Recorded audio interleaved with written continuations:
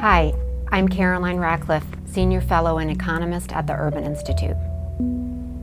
Opportunity is the vital ingredient for success in America, but opportunities are not equal for all. This is especially true for children who are born into poverty. Roughly half of poor newborns will be persistently poor, meaning they will spend at least half of their childhood living below the poverty line. And the consequences can continue into adulthood. Persistently poor children are 23 times more likely than children who are never poor to spend half of their early adult years living below the poverty line. Looking at patterns over 4 decades, we can see that many American families are caught in a vicious circle that keeps them trapped in poverty generation after generation. The story goes something like this.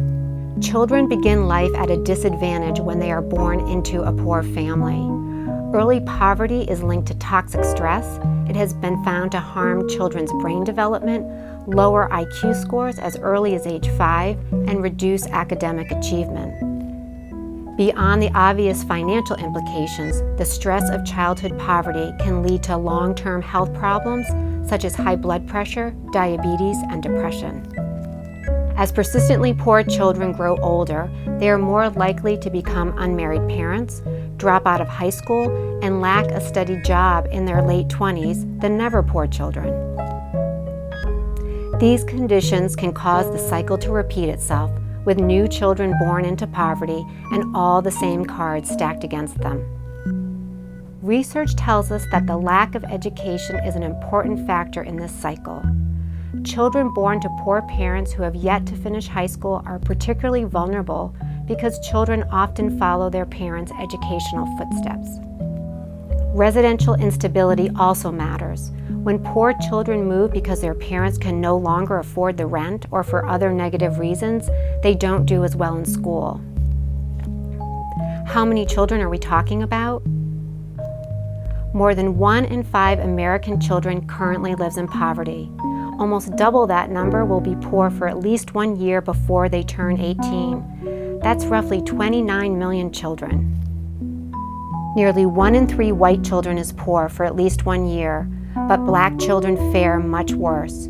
3 out of 4 black children are poor for at least 1 year during childhood. Hispanic children are also disproportionately poor. In all, 1 in 10 children is persistently poor, spending half of their childhood in poverty. The cost of poverty is not just borne by the poor. When you add up the expenses related to lost productivity, crime, and poor health, for example, child poverty costs the nation more than $500 billion a year. Compare this amount to the $77 billion per year experts estimate it would take to lift 60% of children out of poverty. The implication is clear. Investing in poor children and families can deliver high returns to the American public. So what can be done? There are several steps we can take to break this cycle. First, reach poor children early. Targeting children born to poor parents, especially parents who did not complete high school, would reach those we know are most vulnerable. Because most children are born in hospitals, they are a great place to get the ball rolling.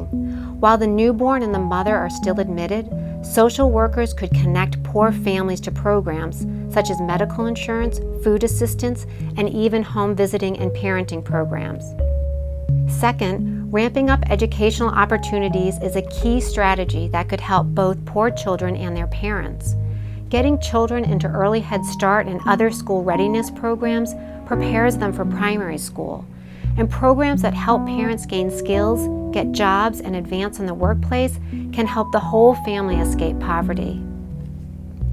Third, flexible policies that allow vulnerable children to stay in the same school when a family move takes them across school boundary lines could improve children's academic performance and ultimately help their communities when they graduate and get a job. Finally, helping low-income families save money, even if it's just a little, can help them weather unexpected income drops, pay the rent, and create greater stability for their children. No child should begin life under the burden of inescapable poverty.